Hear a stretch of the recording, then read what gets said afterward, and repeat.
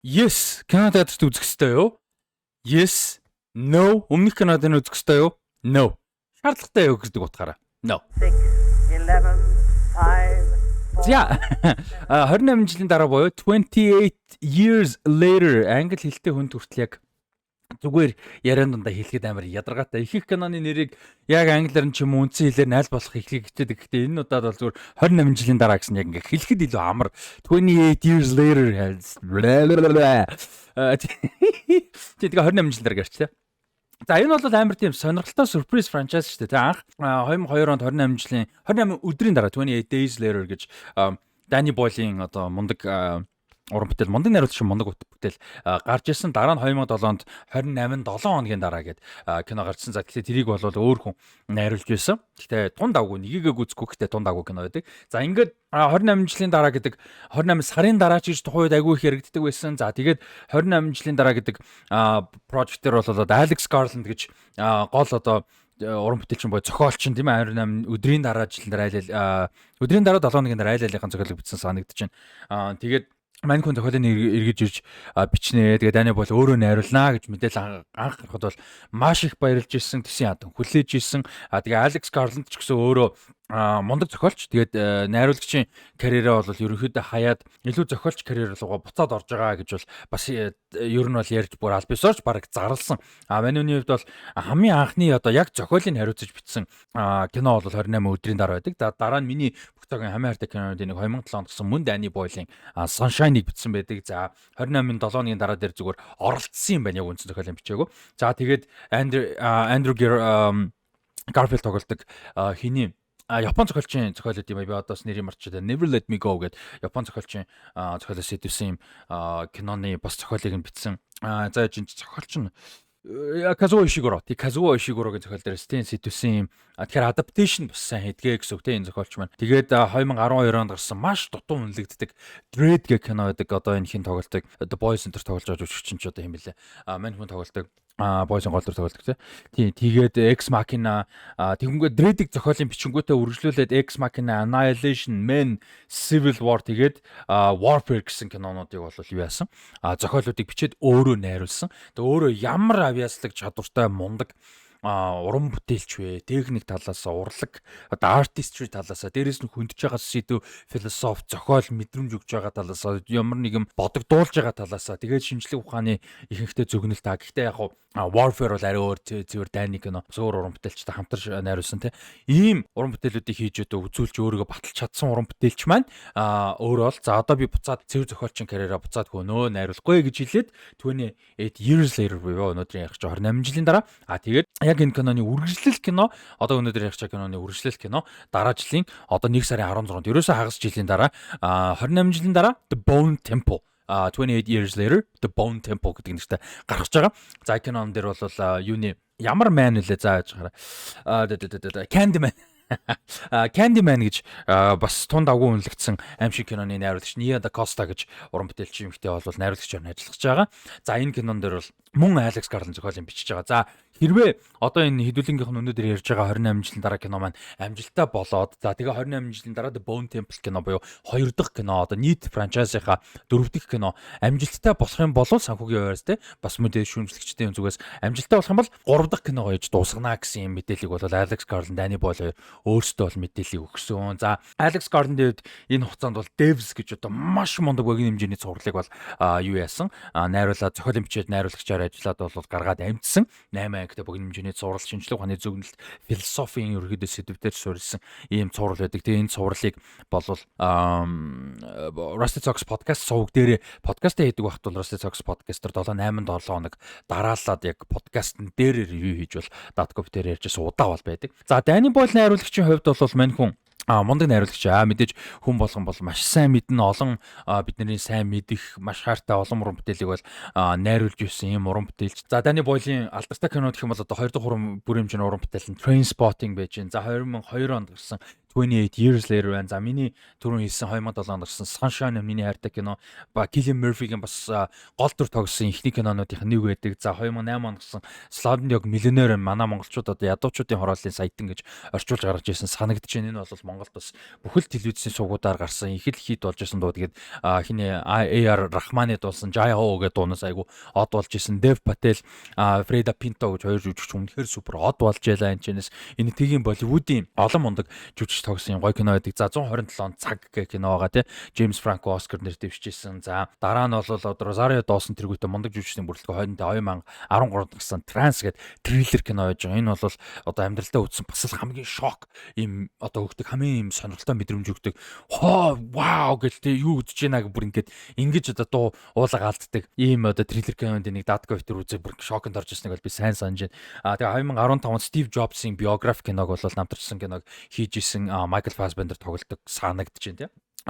Тэгээд Trainspotting 2-оо хийсэн Yesterday гэдэг айгүй хөөрхөн Himesh Patel гэж жүжигчин тоглосон Lily James бас тоглодог санагдаж байна. Beatles ингээд манай ертөнцөөс алга болчдөг байгаагүй юм шиг хизээч Beatles гэж байгаагүй юм шиг.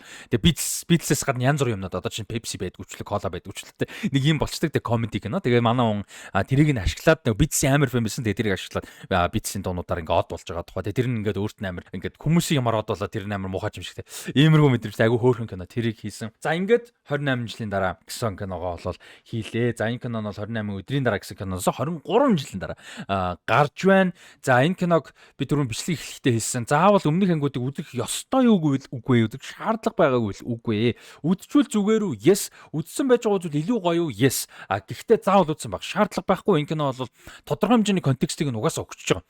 Жижигхэн хэмжээнд өгчөж байгаа. Тэгээ гол үйл явдал руу орж байгаа. За энэ кино юу болоод байгаа юм бэ? 2002 онд гарсан 28 жилийн дараа кинон дээр бол Британд Rage Virus гэдэг ингээд яг мэдээж зомби нээлтийг төрлөө. Гэхдээ зүгээр ингээд юм утга учиргүй ууралж галзуур солирдог те. Гэхдээ ийм нэг юм вирус тарж байгаа. Тэгээд тэрний дараа болж байгаа 28 өдрийн дараа болж байгаа үйл явдлыг бол харуулж байгаа. Cillian Murphy-гийн гол дүр бас л одоо гол дүр тогсон ихний бүтээлүүдийн нэг. Тэгээд юун дээр бол энэ кинон дээр бол 28 жил өнгөрчихсөн байдаг мэдээж ойлгомжтой. Гэхдээ яг тэр үйл явдалтай нь бол хамааралгүй. Энэ дээр бол айгүй сонирхолтой нэг контекст өгсөн юм байгаа гэхээр яг энэ Rage вирустэй энэ тийг бол одоо Британий арлуудад хязгаарлалцсан тий Европ бол зүгээр болцсон тий Британий арл бол тэр зүгээр карантинлэгдсэн. Тэг бүтэн үйл хорио тавьсан. Хинч орохгүй хинч гарахгүй. Тинчэн Британий арлууд дээр амьд үлдсэн хүмүүс бол өөртөө уучраа олно. Тинчэн сэнэгч гарахгүй тийшээ хинч орохгүй байх хэвээр. Тэгээд Европын холбооны нөхдүүд одоо Швед, Франц, Манц тий ингээд Британий эргээр болол одоо патрол тий одоо юу идэг харуулт ингээд явдаг завтай ус сонгоцтой тий ийм болчихсон. За тэгэн чи Британд донд байгаа нэг жижиг арал дээр байгаа ийм цөөхөн идэх хүмүүс тосгон гэх юм да тий. Тэнд үйл явдал бол болж байгаа. За тэнцээ ингээ эхнэр хүүхдтэйгээ амьдардаг нэг залуу бол байж байгаа. За тэр болохоор Jamie гэ залуу, Aaron Taylor Johnson тоглосон. За хүүн болохоор Spike гэд 12 настай хүүн. Тэгээ эхнэр нь бол Ayla гэд эмэгтэй. Jodie Comer гэж маш мандаг жүжигчин тоглосон. Тэгээд Ayla болохоор ингээд яг яасан нь мэддэхгүй учир битүүлэг ингээд юу яатсан. Би нь бол өвдчихсэн. Тэгээд аав нь бол яг яахаа мэдгүй байгаа. Хүүгийнх нь хувьд бол аав нь их ээжийг нь те одоо ингээд ирүүл болгоход ч юм одоо яах ерөн сэтгэл гарахгүй байгаа те ингээд дэмжлэх өгсөхгүй байгаа гэдэг ч юм. Тийм ингээ ойлгочихсон. Аавынх нь хувьд бол амьдрал ингээд яг яахаа мэдгүй яг ингээд яаж те ийм юм дунд жимчнэтэр нийгэм сүрчгсэн ийм жижигхэн тосгонд амьдарч байхад яг яах ёстойгоо мэдгүй ингээд нэг юм байгаа. Тэгээд хүүтэйгээ анхудаага авч одоо энэ арлаасаа холдоод одоо энэ арал нь нөгөө нэг юутай үед татлаг төрлөг гэж байдаг шүү дээ тий. Тэгээ төрлөгтэй үе ч юм илүү баг устай нь үлээ. За амарчсан баг устай үед нь шүү. За татлаг төрлөг гэдэг шүү дээ тий. Тэрний ингээ баг устай үед нь ингээ хуурай газтай жоохон холбогддог. Тэгээ тэр үед таарж байгаа учраас гээд хүүгээ авч анхудаага одоо аллагыг хийж анхудаага одоо үндсэн хуурайгаа одоо их газар ч яг одоо үндсэн том арал дээр тий. Очоод ингээ авч явж байгаа. За тэрнээс тэнчнээс ерөөдөө цааш үйл явдал нь болж байгаа тухай төвчтэй. За тэгэхээр өнөөдөр ревюер бол юу ярихгүй, спойлер бол ярихгүй. Мэдрэмж, авсан мэдрэмж энэ кино ямар санагдав гэдгийг яриа гэж бодож байна. Яг саяных бол зүгээр ерөнхий юм. Энэ кино супер байлаа.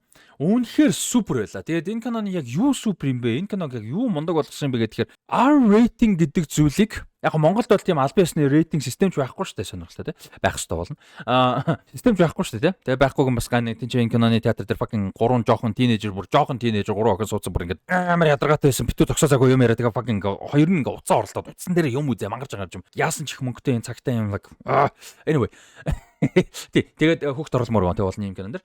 Тэгээд R rating гэдэг чинь зөвхөн ингээл цуснууч ч юм уу зөвхөн ингээл заавал шалтан нүцгэн тэгээ хүчээр ингээ мэдээж team кинонууд байгаа тийм тулт тэгж байгаа. Гэхдээ ихэнх сайн бүтээлүүд R-rated одоо үнэлгээтэй R үнэлгээтэй сайн бүтээл яадаг вэ гэхээр одоо тэр цуснуужаа ч юм уу тэр violence хүчирхийллийг ч юм уу те ямар нэг төрлийн хүчирхийл ч юм уу эсвэл одоо тэр нүцгэн бие гарах ч юм уу эсвэл одоо алдах хэдлэг цуснууж body horror те би магтахстаж яддаг одоо амтны үхэл одоо юу гэдэг ийм зүйлээ зөв ашиглана гэдэг агууч. Энэ кинонд бол нэгч хэтрүүлж ашигласан зүйл ерөөсөө байгаагүй. Зүгээр ингээл кул юм гаргахын тулд те кул юм алахын тулд ингэсэн юм баг байгаагүй. Кул юм байсан уу байсан. Гэхдээ энэ нь өөрөө кул юм хийхин төлөө зүгээр л кул харагдахын төлөө юм байхгүй.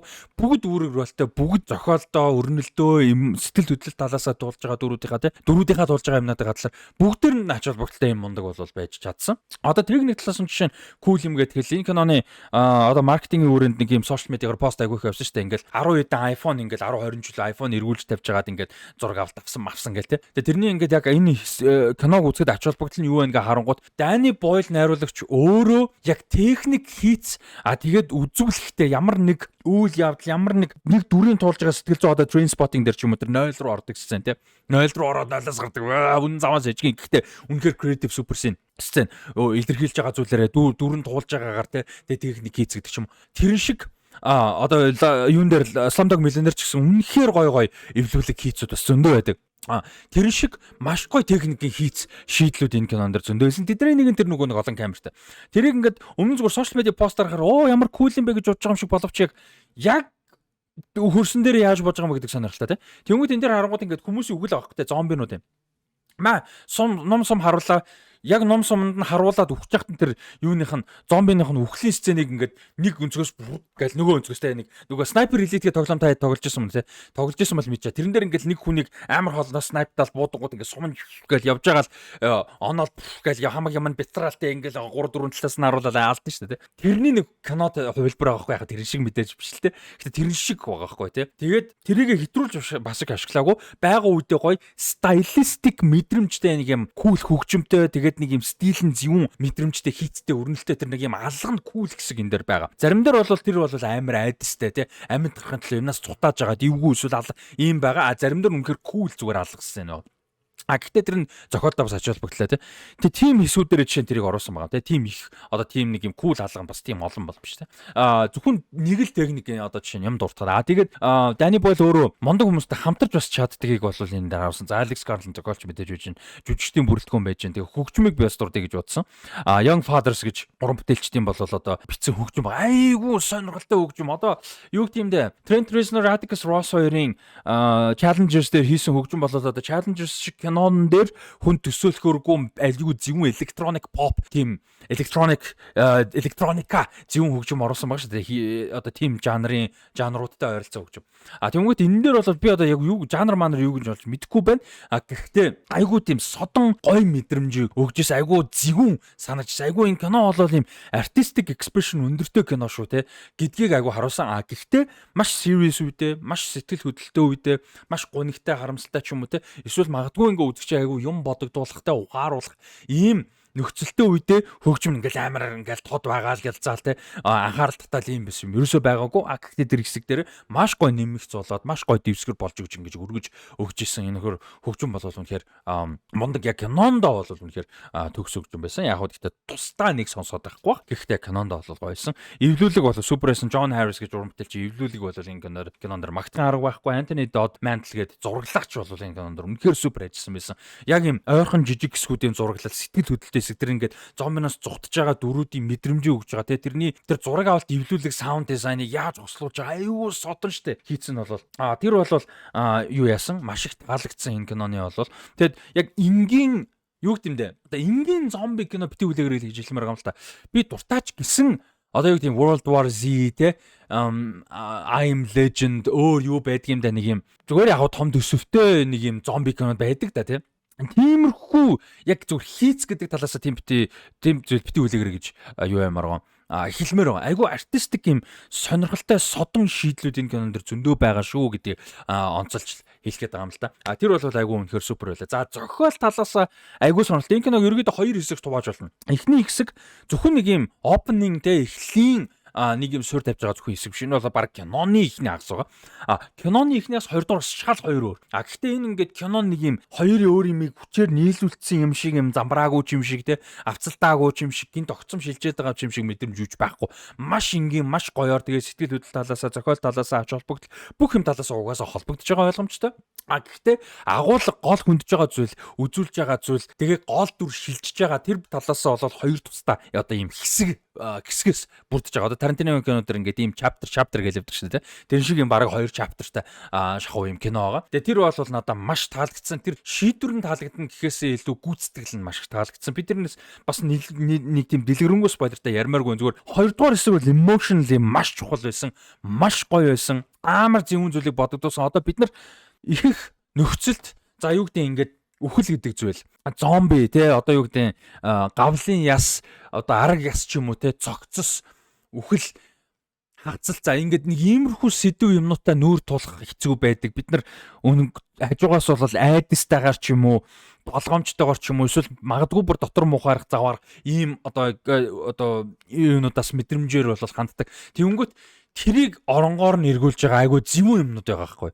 Тэгээ энэ дэр ингээ үхэл гэдэг зүйлтэй бид нар нүр тулах. Тэгээд бид нар хайрлаж болон хайрлуулд амьдарч исэн гэдэгтээ одоо баяртай байх тэрийгэ дурсах гэдэг хоёр зүйл ямар чухал юм бэ? Өнгөцгөн хүнийг болон хүмүүсийг хажуугаас харж дүгнэх гэдэг өөрөө ямар одоо асуудалтай байж болох вэ гэдгийг бас тодорхой хэмжээнд харуулсан ба. Тэгээ хүүхдийн өнцгөөс тэ эцэг эхийн харилцаа хүүхдийн өнцгөөс ямар харагдаж байна вэ? Эцгийн өнцгөөс ямар ажиллах вэ? Эхийн өнцгөөс ямар ажиллах вэ? За яг хуу ээжийн перспективэн дээр жоохон багч гисэн тэр байна тэ. Тэгээд дээрэс нь энэ дээр одоо юу гэдэг юм? Надад Jodie Comer-ийн дүрийн оролцоо зохиол амар таалагдсан байхгүй. Киноны эхний хагас нэг тийм байж байгаа би бодсон л доо. За Jodie Comer шиг ийм мондог жүжигчнийг оруулж ирчээд ингээл нэг ийм өвчтэй ихнэр өвчтэй ээж гэдэг дүрээр л оруулчихж байгаа юм байх та гэж жоохон харамсах маягийн байсан ихний хагас. Хоёрдугаар хагас тэр миний тэр юуг бол зүгээр ингээ байхгүй. Тэ арчаа цэвэрлээ бис надад байхгүй бүр ингээд байхгүй болгосон. Тэрийг оронгоор нэргүүлсэн. Үнэхээр их баярлсан. Бид нар ийм учраас Jodie Comer жүжигчнийг оруулж ирсэн байж тээ. Яг ингээ киноны бүтэн одоо бүтнээр ингээ харахад бол Aaron Taylor Johnson илүү баг одоо туслах тэ жижиг дүр болчихж байгаа байхгүй юу? Jack O'Connell гэдэг энэ хүүгийн дүрт тогсон биш sorry байж гараа Jack O'Connell ч тийм баха өөр жүжигч. Юу Alfie Williams юм байна тэ. Jack O'Connell ч арай өөр жүжигч юунд синерс тогсон шүү дээ. Андер Сэвж. Юуны Alfie Williams гэдэг энэ хүүхэд бол нэр үнэхээр супер байлаа. Alfie Williams энэ анхны одоо юу юм бэлээ? Одоо анхудаага гол дүр тоглож байгаа, анхудаага дэлгэцэн бүтээл тоглож байгаа юм бэлээ. Өмнө нь яг юу гэдгийг ингээд жижиг юмнуудад бол Mercer ганц хоёр бол гарсан юм бэлээ. Гэхдээ яг ингээд юм том project-д орж байгаа бол анхных нь юм бэлээ. 2011 онд төрсэн. Одоо бол 14 настай хүүхэд. Энэ юун дээрээ бол кинон дээрээ бол яг 12 настай хүүхдийн дүр тоглож байгаа.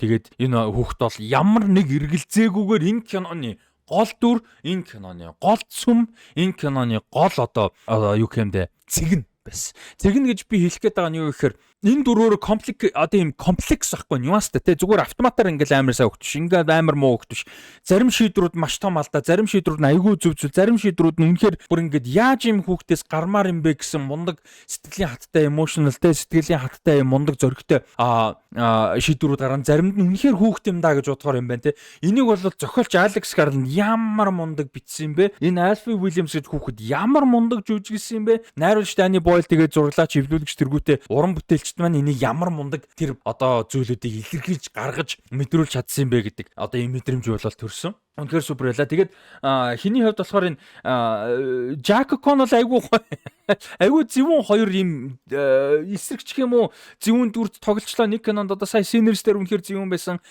Манай Ирланд вампир байсан. Тэгээ одоо 28 жилийн дараа айгүй зөвүүн дүр тоглолцлоо. Тэгээ яг хөө тэрийг нэг илүү дэлгэрэнгүй инээ тэр юу яах гээд яг ярих гад яг тэг киног үзэж байгаа ярина. Тэгээд 26 оны 1 сард одоо энэ киноны үргэлжлэлд Bone Temple гарна гэж байгаа. Bone Temple дээр Jack O'Connell, Aaron Taylor Johnson хоёр тоглоно. Одоо энэ энэ юунуудын жиминүүдийн лидер гэдэг нэг сонин колдогдод байгаа тийм. Энэний нөхөр тоглоно. За тэгээ Alfie Williams Spike-аа гадуур тоглоно. Aaron Taylor Johnson бас тоглоно гэж байгаа. Тэгээ Killian Murphy иргэнд ирнэ гэж байгаа. Тэр бас айгүй сонирхолтой байгаа. Тэгээ ийм ба тийм тэрэн дээр нэмэгдээд Ralph Fiennes байгаа. За Ralph Fiennes-ийн дүрийг би энэ кинон дээр ерөөсөө нэмж дурдмааргүй байна. Яг ямар учиртай, ямар дүр байсан гэдэг зүгээр үзээрэй. Үнэхээр супер дүр байсан.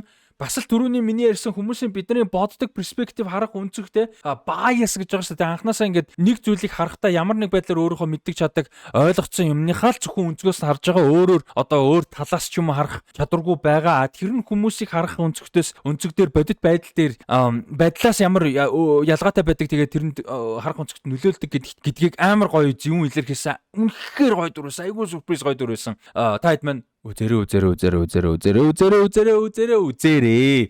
Театрт үзээрэй болохгүй бол театрт одоо энэ бичлэгийг театраас бууснахан дараа үзчихсэн ч хамаагүй одоо IPTV юмнуудаас OTT-нуудаас олоод үзээрэй гэж хэлмээр байна. За болвол өмнөх 2 киногоо бас үзчихэд үзээрэй. Энэ кино шиг гоё experience айгу хоороо. Тэгээ дундуур нь бас энэ чинь ингээл нэг юм НАТО-гийн зэрэг мэрэг орж ирж байгаа сонирхолтой юм story more бас явж байгаа тэр мэрэг бол бас л гоё нюанстай сонирхолтой хэлсэн байсан. Гол одоо тэр зомбинуудын нэг ингээд юу яатсан нэг одоо илүү юу болцсон те илүү mutation явчихсан одоо мутацид орчихсан юу байж байгаа гэдэг ч юм уу те тэр мэр гоё. Тэгээд спойлергүй ярих чаас ихэнхдээ гайгүй болчт юм а. За ингээ спойлдохгүй. Гэхдээ шүү дээ зомбитэй кинонууд дээр харж байсан, үзэж байсан байж болно гэж төсөөлөөчгүй хамгийн зөв сэтгэл хөдлөмөр юм бодогдолмаар бас амар зөв шийдлүүдийн нэг энэ кинонд байсан. Бас л амар зөв шийдлүүдийн нэг энэ кинонд байсан шүү. Вау, ингэж болохгүй лөө. Ингэж тэр зүйлийг яаж үзүүлж байгаа, хийж байгаа, гаргаж байгаа, хүндж байгаа амар байсан. Үнэхээр зөв гоё, realistic, айгүй сэтгэлтэй, маш emotional гоё ойлгож болж чадсан. Тэр хэсэг дээр Jodie Comer ёо. Супер байсан. Тийм тэрийг бас хэлмээр байна. Энэ кинонд дээр зөндөө зүйлүүд байсан. Тэгээд дахиад бас спойлертай ярих боломж эзэн нэг толдно гэж найдаж магадгүй юун дээр ярьж болох тийм стрим дээр ч юм. Тийм тэгээд дараагийн ангийг бол тийшээ ядгүй хэлж байгаа удахгүй гарах болохоор айгу баяртай байна. Зүгээр энэ анги амжилттай болоосоо үргэлжлүүлээд Bone Temple гэдэг анги нь амжилттай болоосоо тэр анги амжилттай болоод сайн орлоготой байх юм бол одоо гол нь юу байна гэдэг байгаа шүү дээ. 3 дахь анги бол тэрнээс айгу хамаарна гэдэг одоо энэ трилог гэж зорж игээд байгаа тий. Danny Boyle өөрөө 3 дахь ангиа найруулна. Alex Garland гурван ингэ бичиж байгаа. Тэгээ нэг юм сюрприз гоё шин трилог гарах гэдэг нийлээ 5 кино болно тий. Тэгээд болоосоо гэж найдаж байна. Тийм тэгээд та хэд маань сонсдог зүйлтэй хуваалцаарай. Хамгийн хайртай бүх цаг үеийн хамгийн хайртай 5 зомби киногоо хуваалцаарай. За магадгүй цувралч гэсэн тэрэндээ оруулж болж байна те. Одоо чинь Kingdom гэдэг шиг зүйл. Би бол Kingdom-ыг хэрвээ цуврал дурдах юм бол оруулна. Зөвхөн кино гэх юм бол одоо 28 жилийн дараа орж болж байна. 28 өдрийн дараа орж болж байна. Өөрөө сэддэн сонирхолтой бүтээлүүд мэдээж байж байгаа. Одоо цуврал гэх юм бол Last of Us энтер ороо авчин те. Сан сэтгэлдүүдээ цуврал холиод нэг бол дан киногоор сэтгэлдүүдээ хуваалцаарай. За тэгээд мэдээлэл хүрэхэд 6 сарын 26-ны орой юу ярих гэж байгаа шүү. 10 цагаас Формула 1 киноны IMAX одоо превiew нээлтийн тусгай үзэр хийх гэж байгаа шүү. Бүр нэг өдрийн өмнө бүр 10 цагаас бүр боломжийн цагаас эрт хийхээр болцсон байгаа. 8 цагаас тэнцээ яриа цагаан билетүүдэд 7-8 цагаас яриа билетэд авч яж болно. 9:30-аас танхимдаа орно. За тэгээд юунаас өмнө нь бол 7-8 цагаас тикетүүд авахаас гадна тикетээ дагалдах гоё мерчендайзнуудаа аваарай. Тэгээд Формула 1 киноны хүрээнд маш гоё мерчендайзнууд худлаанд гарч байгаа шүү. Одоо яг дэлгэцэн дээр гарч байгаа. За энэ дээр бол одоо 2 төрлийн малгайтай цамц, 2 төрлийн подолк гарч байгаа. Тэгээд онцолж ирэхэд яг энэ подолктай цамц T-shirt малгайтай цамцан дээр хамтарч байгаа Aura брэнд бол хувцсны фэшн брэнд юм аа. Тэрний онцлог нь юу юм гэхээр маш чанартай хийцтэй өөрийн биед маш тухтай. Тэгээд дээрэс нь бүр яг нарийн ярих юм бол хүн өөрөө хүсэх юм бол очиод бүр өөрөө хэмжээгээ өгж жагаад захиалж хийлгэж болох юм. Тэрнээс өмнө зүгээр шууд резюмерээ хэлээд захиалаад авсан ч болно шүү. Тэгээд цамцны хувьд 710 мянган үнэтэй T-shirt-нүүдийн хувьд 85 мянган үнэтэй гарч байгаа. Гэхдээ юунаас өмнө ивентээс өмнө буюу 6 сарын 26-наас өмнө төрүүлж захиалаад ивент дээр хүлээж авна гэдэг юм бол 3 дахь өдөр хүртэл захиалга авна. 3 дахь өдөр буюу 25 хүртэл захиалга авна. Тэрнээс өмнө захиалга өгөх юм бол 10 мянгаар хямдарж байгаа шүү. Тэгээд цамц нь 100 мянга. Тэгээд юу нь 75 мянга болно гэсэн үг. t-shirt-нүүд юу. За тэгээд Casely брэндтэй хамтран ажиллаж байгаа. За Casely дээр Формула 1-тэй холбоотойгоор бол 2 гоё кейс гарсан байгаа. iPhone 16, iPhone XR гэдэг утаснаас хойш 16-гийн хооронд бүх iPhone-д бол болох юм байна. iPhone mini-г тооцохгүйгээр бусад бүх iPhone-д бол болно. За Samsung Galaxy S 20, 20-с 24-ийн хоорондох бүх Ultra буюу 2021, 22, 23, 24 Ultra бүгдээр нь болно. Тэгээд A33, 53, 55 гэсэн утаснуудаас болох юм байлээ шүү. Тэгээд манайд 26-наас эхлээд өргөө кино театрын бүх салбаруудад байгаа Casely-гийн киоскн дээрээс манай одоо зүгээс гаргаж байгаа тусгаалan гаргасан 2 загварыг хийлгээд авч болно шүү. Тэгээд энэ бүх брэндүүдтэй хамтарч ажиллаж байгаа мерчүүд манайхаас бас гоё мерчүүд гарна. Гэхдээ манай мерчүүд ихэнх тиктэй дагалдаж байгаа. Тэгээд энэ бүх мерчүүдээс одоо худалдаж авах нь нэгдүгээр та бүхэнд бас гоё сонирхолтой мерч бүтээлийг одоо бүтээгдэхүүнийг хүргэж байгаа гэж бас нэгдүгээрт зорж байгаа. Хоёрдугаарт биднэрт манай ажилд энэ тэр болгоно нь маш том хувь нэмэр оруулах нь шүү гэдгийг бас хэлмээр байна. Тэгээд 6 сарын 26-нд Формула 1 киноны IMAX үзсээр үздэсгээ Portal.cg-ийн вебсайтаар бол манай киноны ивентүүдийн кино захиалга бол тусдаа гоё явж байгаа, маш зэгцтэй ойлгомжтой явж байгаа. Portal.cg-ийн гэж ороод доошоо жоох явуулахад манай Формула 1-ийн за бас юуны Суперманы тусгай үзэр бол явж байгаа. За Суперманы тусгай үзэр маш гоё мэдээ дахиад дуулгаад нэг өдрөөр найшилсан байгаа шүү. 7 сарын 9-нд болоод найшилсан байгаа. 7 сарын 10-ны шөнө байсан. Одоо л 9-өөс 10 шилжих шөнө 9:30 минутаас танхимдаа биш ээ. Цуглаж тикетнүүд аваад 23:30 цагаас юундаа ороод танхимдаа ороод 12 цаг өнгөрөөд юугаа хин үзрөө үзэхээр юм гойсон байгаа IMAX танхимд ийм байж байгаа. Тэгээ мөн адилхан маш гоё мерчендайзнууд гарна. Casely юу брэндүүдтэй хамтарсан маш гоё мерчендайзнууд гарнаа. Aura брэндүүдтэй хамтарсан. Тэгээд төрүүлж захиалгаа өгсөн хүмүүс нь бас мөн хямдралтай ингээд явна шүү. Тэгээ Portal.cg-ээр үзрийнхаа тикетийг авцгаагаараа guys. Superman-ы IMAX-ийн тусгай үзрийн 7 сарын 9-ний тусгай үзрийн тикетээ авцгаагаараа Portal.cg-ээр. За тэгээд 28 жилийн дараа киноны ревю сэтгэл бичлэгтэй хамт байсан бүгдээр нь баярлалаа. Одоо энэ сард бас гарах ревю юм зөндөө байна. Одоо юу байна? Squid Game-ийн сүүлийн season гарах юм байна. За тэгээд хид хідэн бас сонирхолтой бүтээлүүд одоо Iron Heart-ийн эхний 3 анги, Iron Heart 6 ангитай гарах юм шүү байлаа. Тэгээд 2 анги хуваагдана гэж ойлгосон. 3-3-аар 2 хуваагдана гэж ойлгосон. За Iron Heart гэж энэ за Squid Game-ийн сүүлийн season байна ингээд өөр ревюуд бас явж байна. За мэдээж Формула 1-ийнхаа ревюг хийн. За Elio Pixar-ын шинэ бүтээл Elio гарсан байгаа. Elio-г үзээд бас ревю хийн те. Ингээд маш олон зүйлүүд гарах учраас хамт байгаарай. Subscribe дараарай. Цааш нь бусдаа хуваалцаарай. Та хамтаас бүгдээр нь баярлалаа. Subscribe дараад дэмжиж дараагийн үйл ажиллагаануудаа идэвхтэй оролцоорой баярлалаа. Баяр та.